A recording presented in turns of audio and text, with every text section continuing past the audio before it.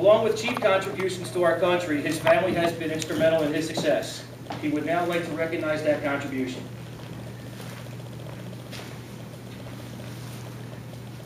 Certificate of Appreciation from the United States Coast Guard. To all who shall see these presents, reading. This is to certify that Heidi M. Thompson has earned the grateful appreciation for her unselfish, faithful, and devoted service during her husband's Coast Guard career. Her unfailing support and understanding helped to make possible her husband's lasting contribution to the nation. Given this first day of December 2012, Admiral Pat, Commandant, United States Coast Guard.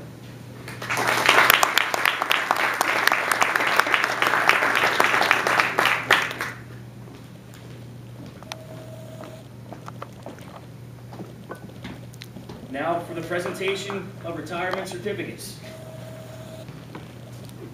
It is time to read the certificate 21 years in the making. We will now present the certificate of retirement from the Commandant of the Coast Guard, Admiral Pack. Certificate of retirement from the Armed Forces of the United States of America. To all who shall see these presents, greetings. This is to certify that Chief Boatswain's Mate John P. Thompson, having been retired after honorable service in the United States Coast Guard, is awarded this testimonial as an acknowledgement of duty faithfully performed during a period of over 20 years, done at Washington, D.C. this first day of December in the year of our Lord, 2012. Admiral Pat, Commandant, United States Coast Guard.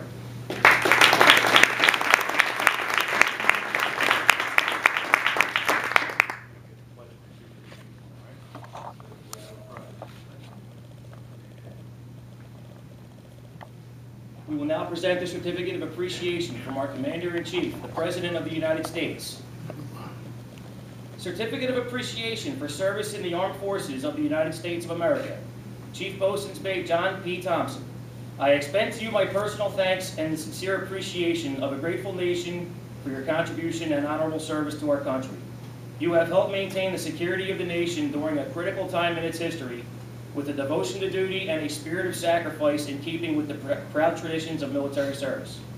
Your commitment and dedication have been an inspiration for those who will follow in your footsteps, and for all Americans who join me today in saluting you for a job extremely well done. My best wishes to you for happiness and success in the future. Barack Obama, Commander-in-Chief.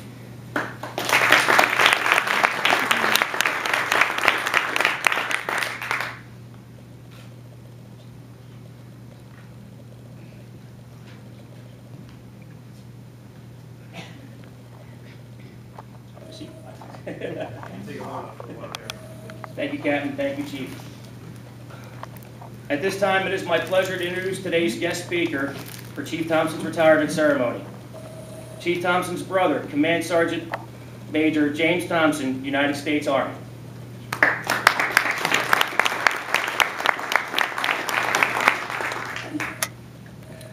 Well, good afternoon, everybody.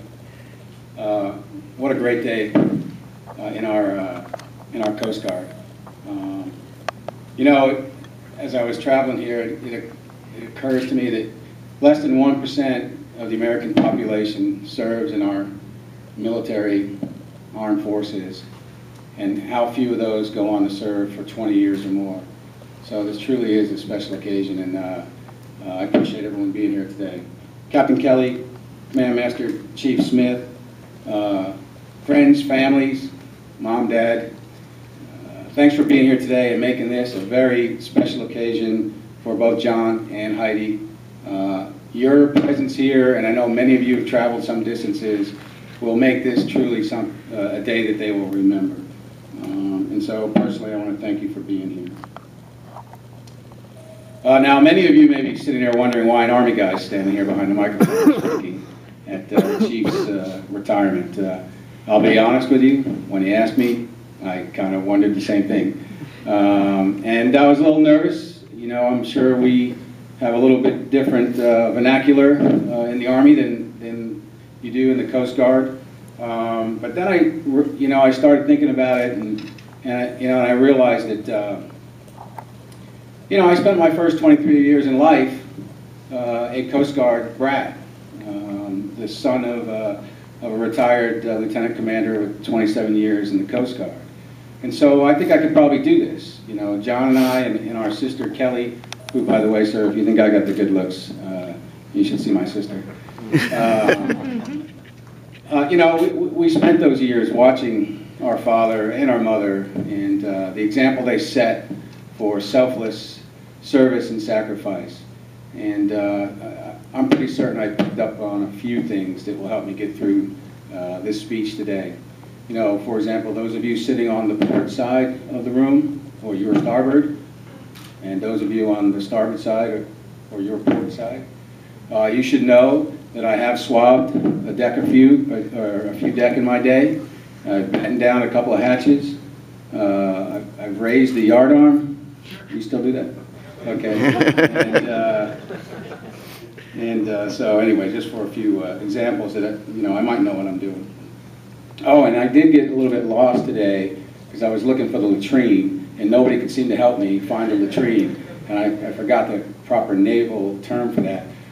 But disoriented as I was, I remembered my 3 R's: read, write, return, and I got right back here to the auditorium. So. But I also think there's an opportunity here for us to kind of, bond a little bit and connect. And if you feel inclined later on, you can join me in a rousing "Go Army, Beat Navy." Okay. We got some common ground there, maybe. But I will tell you a true story. I almost joined the Coast Guard. In fact, I went down to the military recruiting station in Portland, Maine, to meet with the Coast Guard recruiter on a Thursday afternoon to join and follow in some great footsteps. And there was a big sign on the wall that said, "Be back Wednesday." This was Thursday. So, a little bit disappointed, I turned to leave, and the Army recruiter stepped into the hallway and he said, "Hey, are you here to see the Coast Guard recruiter? He told me to get your name and number if anybody came by, So I said, "Yeah." So, I walked into his office, and well, he got my name and number all right. And I think it was 48 hours later I was taking the oath of enlistment into the United States Army. But nonetheless, my intentions were to join the Coast Guard. But if none of that is enough to make me being here credible to speak on this special day, the Chief is my little brother. Well, seriously, it is an honor and a privilege to be here today to talk about one of my heroes. And I know, well, I'm not certain, but if traditions in the Coast Guard are similar to the traditions in the Army, there's a little something that we can hoist and partake in after this ceremony, so I'll try to keep the comments brief, and it doesn't seem like I'm doing a good job. But for more than 2 decades, Chief John Thompson has served our nation and the United States Coast Guard. That's huge. And you got to think about what was happening during those 2 decades, especially the latter part of it. And this is going to be a blinding flash of the obvious for the folks in this room. But many of the folks outside this post, or this base, or camp, or I'm not sure which base, okay. Don't realize it, but I certainly do. And since September 11th, 2001, the Coast Guard really has been on the tip of the spear of homeland defense for our country. And the things that the men and the women in the Coast Guard have been doing are just phenomenal and really tremendous in keeping our nation safe. And personally, I realize that, and I want to thank you. And I know that John has done a large part of that heavy lifting for a better part of 11 years. And he's done a lot of other things for the Coast Guard. Aids to navigation, ice breaking, search and rescue, maritime law enforcement, and of course, training. And he's been to a lot of places. I think it's all in his bio there. Saugerties, New York, Sault Ste. Marie, Michigan, Rockport, Maine, or Rockland and Jonesport, Maine. And I remember driving out to Sault Ste. Marie to visit young, newly graduated Seaman Thompson. I think he served on the Buckthorn up there. And he was taking me around the boat and showing me the huge buoys and the cranes and the chains, and he was so proud. He was just full of seawater and vinegar that, I too was proud. And I'm glad to see that here we are 21 some years later, and he's still full of seawater and vinegar. It might be balsamic vinegar, you know, his taste improved over the years, but he certainly is. And the buckthorn was just one of his duties afloat. The James Rankin and the Wire are the other two. But really, it's not what John did or where he did it. It's who he's touched over the last 21 years, I think. And I think it's safe to say that Chief Thompson has made an impact on a countless number of young men and women who are serving the Coast Guard today. Because every time I saw him in action with his subordinates or his peers or his leaders, you could always see the passion that John has. The passion for service, the passion for the Coast Guard, and the passion for the seamen that worked for him. He was always training. He was always taking care of them.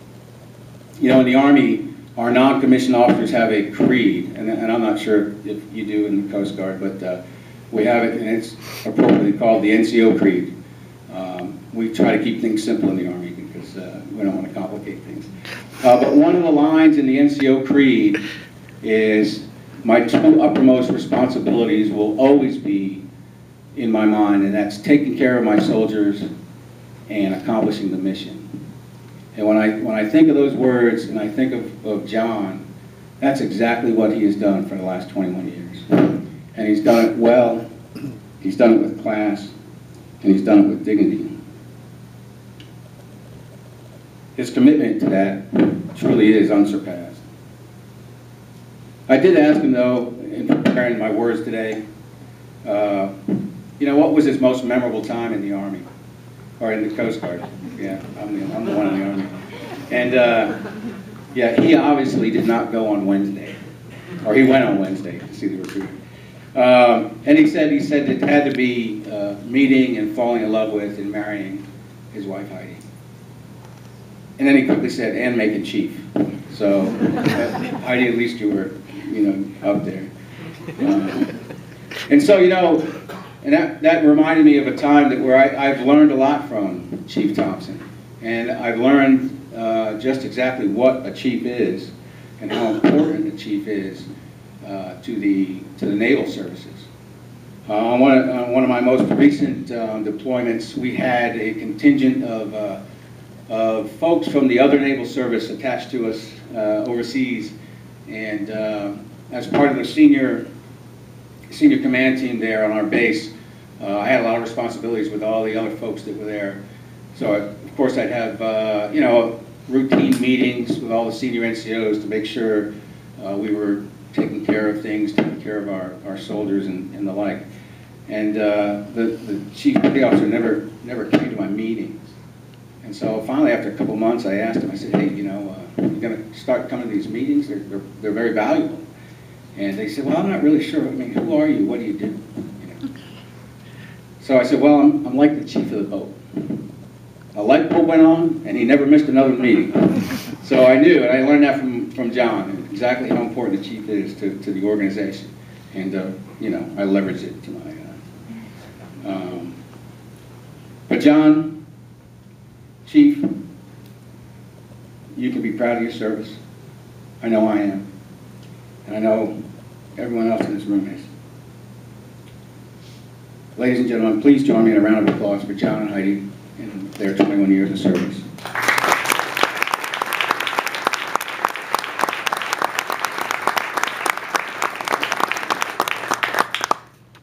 Okay, so today, as we pipe the Chief ashore for the final time, I thank you for having me here and allowing me a few minutes to speak about my little brother John, Semper Paratus.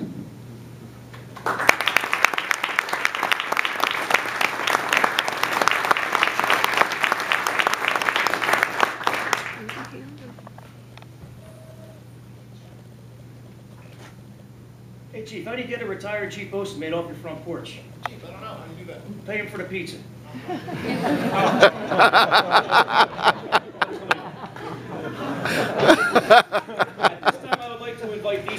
Segerman to the stage, who will present Chief with the shadow box.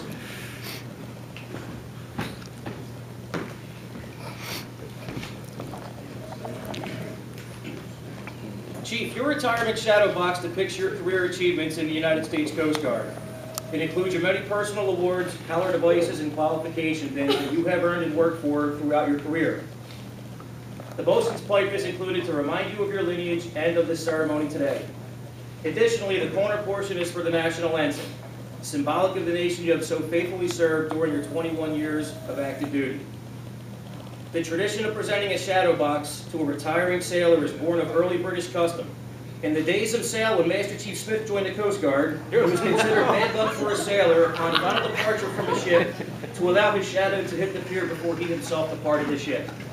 In order to ensure no such misfortune would befall their shipmates, the crew would construct the box of the finest timber and place within it all things that reflected his accomplishments. Only then could the man, with the shadow of himself in hand, safely depart the ship and go ashore once and for all. On behalf of your shipmates and fellow Coast Guardsmen, it is our honor to present to you your shadow. On behalf of the entire staff of Seamanship and Training Center Cape May, and all units you have served at, we wish you fair winds and following seas.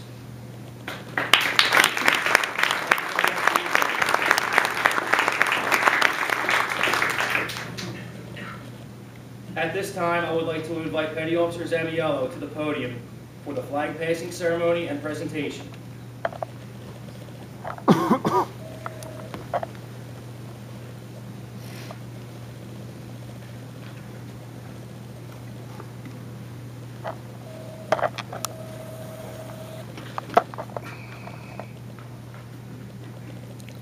The flag of the United States of America was born almost casually in 1777. Over the years, it has evolved into a symbol of the free world. To the men and women of the United States Armed Forces, it symbolizes the concept of duty, honor, and country. President Woodrow Wilson once said, "This flag which we honor and under which we serve is the emblem of our unity, our power, our thought, and our purpose as a nation." Our nation honors her career service members by a presentation of a national ensign upon retirement. I am the flag of the United States of America. My name is Old Glory. I was there at Cape May, New Jersey, when Seaman Recruit Thompson first swore into the U.S. Coast Guard and graduated from Recruit Company Hotel 139. And there, at Sault Ste. Marie, Michigan, when Seaman Apprentice Thompson reported to Coast Guard Cutter Buckthorn and advanced to seaman. I fly atop the world's tallest buildings. I stand watch in America's halls of justice. I fly majestically over great institutions of learning. I stand guard with the greatest military powers in the world. Look up and see me. I stand for peace, honor, truth, and justice.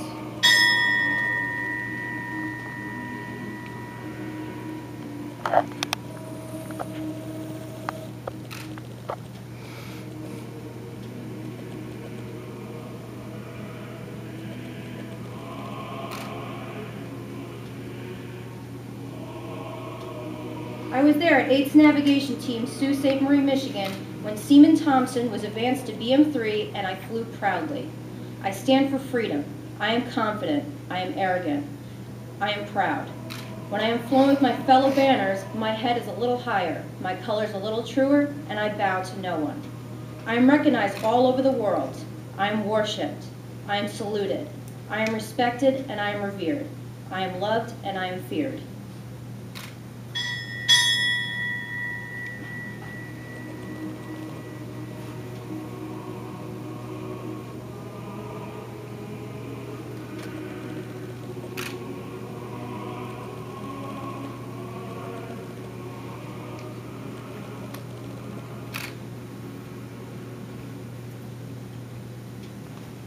I was there at Station Jonesport, Maine, when BM3 Thompson was advanced to BM2, and I flew proudly there, and where he went on to serve as second class on board Coast Guard Cutter James Rankin in Curtis Bay, Maryland.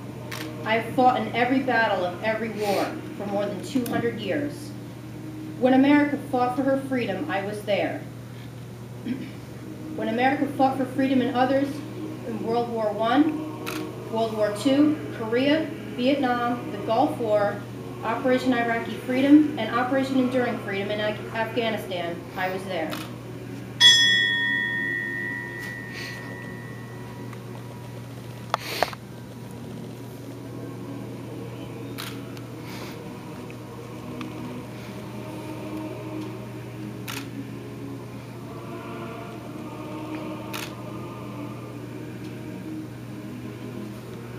I was there on board Coast Guard cutter James Rankin when BM2 Thomson would advance to BM1. I flew proudly there where he went on to serve as first class on board Coast Guard cutter Wire in Saugerties, New York. I have been soiled, burned, torn, and trampled on in the streets of countries that I have helped to set free. It does not hurt, for I am invincible.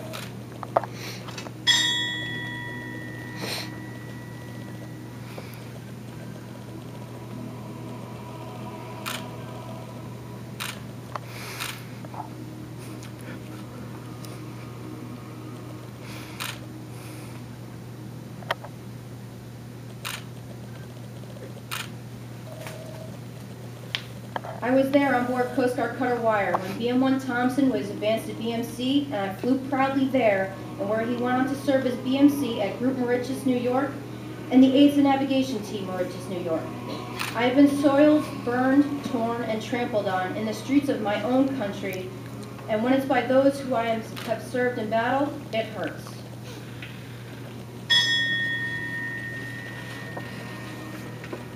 I was there when BMC Thomson went to serve Station Rockport, Maine. Rockland, Maine. I flew proudly there and here today at Training Center, Cape May, New Jersey. I am strong. I have slipped the bonds of the earth, and from my vantage point on the moon, I stand over the uncharted new frontiers of space. I am proud to have served with you during your many years of service to our country. I'll be with you in your retirement just as I was during your active service.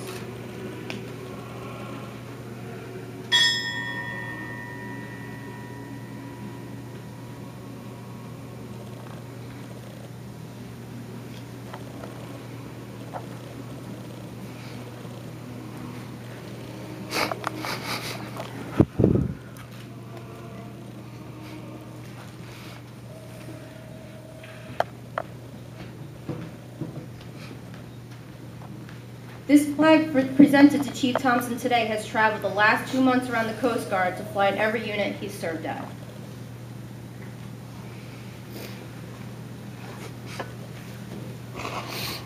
Thank you, Petty Officer Zaniolo.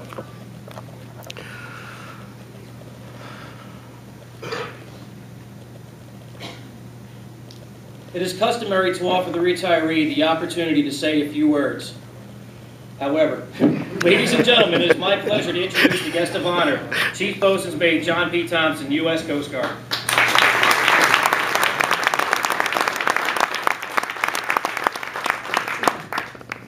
Yeah, I've been to several of these. First, let me thank Captain Kelly for coming out and presiding with this. Sergeant Major, Master Chief, Commander. Chaplain, thank you very much for your kind words. Heidi, Mom, Dad, friends, family, fellow chiefs, members association, the auxiliaries, all you guys, thanks for coming out, taking your time out of your day for being here. You know, Sandy came through and put a wrinkle on everybody's week, so just to have you here with me today is awesome. Pretty much my brother hit all the high points in my career. I'm not going to bore you with that again. I joined, I served, I'm leaving. There's nothing much else to say. Everybody's tour is different. Everybody takes something away. I can remember when I first got in as the young seaman apprentice, yeah, I was really proud of that boat. It was buoy tender. That's all I wanted. And if I recall, when we did our picks, I think we were right in this room, and we got to pick our units. I had buoy tender after buoy tender after buoy tender. If I had known we were going to get our choice by how well you did, I would have tried harder and got closer to a smaller number. So needless to say, all those buoy tenders were getting picked before I had a chance. The poor guy in front of me had buckthorn highlighted, circled, arrows, so we called my name. I said, I'll take the buckthorn, like buckthorn to Thompson. He's mad, I lean forward, I'm like, what is a buckthorn? He says it's a buoy tender, and salt steamery, I believe, is the actual pronunciation of that. They're pretty often Jim Hill, thank you. I didn't know what that was either, so I'm off to a fine start. But I remember being on board, and you know, if you've never been there, it's a really cool spot. A little snow, river ice is over. It doesn't last too long though. I mean, the sun being out doesn't last too long. The BM2 on board kept saying, you know, you how do you say that? Everybody knows the phrase. You get out of it what you put into it. I didn't really know what that meant. It's kind of like expect the unexpected, right, Bosun? How does that make sense? We can't figure that out. So I didn't know what that meant. So I just, you know, did what I was told. Thanks to my dad. Keep my mouth shut, my eyes and ears open, and I'll do fine. Ta-da. As far as one of the comments my brother made about touching people, I never set out to do, you know, any of this or to get any of this. Actually, this is kind of a pain in the butt when you got to get new stars. Well, you know, it wasn't for me. It was always for my crew. And here at Trayson, my staff, I've never served with a finer bunch of petty officers that are dedicated to their craft. I thought when I got down here, you know, we'll sit around, we're just reading stuff on paper, you know, whatever. But no, they read it, they understand it, they change it, they improve it. And again, it's not for them, it's for the recruits. And it's one of the biggest lessons I learned, or was taught and learned here was, even though I've been doing this for 21 years, it's the first time these recruits are hearing this stuff. Like when my brother says board starboard, you know, what does that mean? Go that way. But we just don't say go that way. We have to teach them what that way is. And it's the same regardless if you're facing forward or aft. That confused me at first too. Well, I'm facing this way, isn't it starboard now? Like, yeah, Thompson, go ahead. Go that way. Splash. I mean, so my career had its ups and downs, more ups than downs, and I attribute all of that to Heidi. Everybody says, you know, it's the family that suffers, and they do. Because if anyone's ever been underway before, especially in a black hole, we're not suffering too bad. You know, we're eating well, we got our own racks now, no hot racking, working all day, and then we come home, you know. And then what we come home to is what, you know, was dealt with while we were gone. We have our shipmates. I